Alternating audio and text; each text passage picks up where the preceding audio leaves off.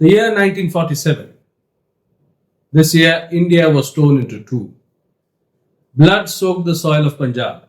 The streets of Bengal ran red, and the screams of displaced, the broken, and the lost echoed through the corridors of history. The same year, two boys were born. One in a refugee camp, and the other in a wealthy Marwadi household. One would become a king of the underworld, the other a titan of industry.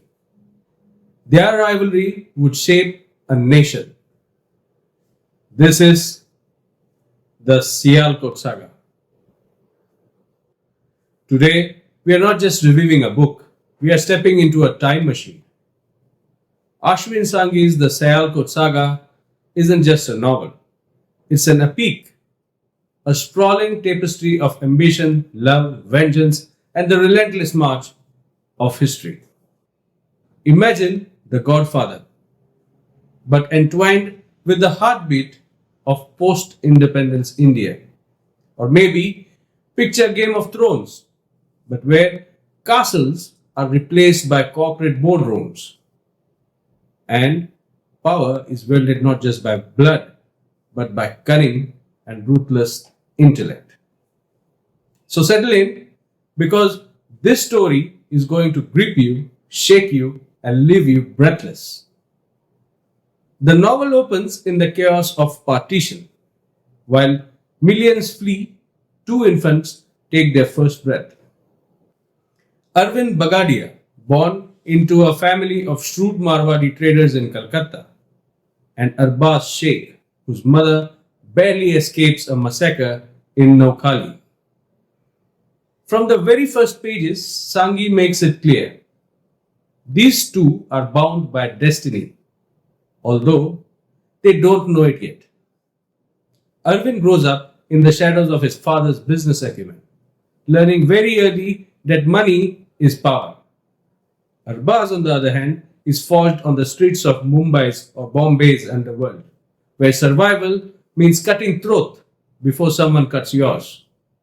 Arvind, sharp, ambitious, a rising force in the jute industry, is on the cusp of something big. Wealth, influence, power, he can feel it within his grasp. Arbaz, on the other hand, rules the streets. A smuggler feared by many, respected by many more.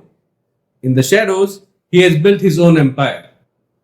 One forged not in the boardrooms, but in the alleys where whispers decides fate. And then their paths collide. At first, it's business, a deal that promises gains on both the sides. But the streets don't play fair. Something goes wrong. A betrayal, a misunderstanding, it doesn't matter. What matters is that the trust is shattered. And just like that, a rivalry is born. A rivalry that will span decades, fueled by ambition, vengeance, and the relentless drive to dominate a world that refuses to bow. From smuggling networks to corporate empires, from backroom deals to power struggles at the highest levels, Arvind and Arbaz will cross paths again and again. Sometimes as adversaries, sometimes as uneasy allies, but never as friends. You think it is about money? Arbaz sneers. Arvind doesn't blink. It's always about money. And with that, the game begins. From here, the story explores across India's changing landscape.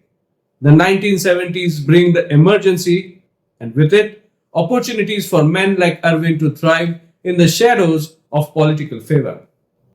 Meanwhile, Arbaz's empire expands too. Now, he plays into gold smuggling, real estate, and eventually the narcotics trade. When Arvind struggles through the suffocating grip of the license Raj, we don't just read about red tapeism and pampered restrictions. We feel the weight of a system designed to stifle ambition, trapping him in endless paperworks and political maneuvering. When Arbaz bribes his way out of a police raid, we smell the fear and sweat in the interrogation room. But the real genius of the story, neither Arvind nor Arbaz is a true hero. Arvind is cold and calculating, willing to sacrifice even his family for his ambition. Arbaz is ruthlessly shaped by the unforgiving streets, where survival comes at the cost of morality. And yet, we can't help but root for them. Because Sanghi doesn't just show us their actions, he makes us feel their hunger, their relentless drive to rise above the lives they were born into. We understand their desperation, their choices, even when they cross morality. They are flawed, they are dangerous, but they are unforgettable. By the 1990s, their empires are at their peak. Arvind's corporate dynasty spans steel, telecom, and finance, while Arbaz controls the underbelly of Bombay. But empires, as history teaches us, are fragile. Because in a story like this, love isn't just a subplot, it's a time bomb.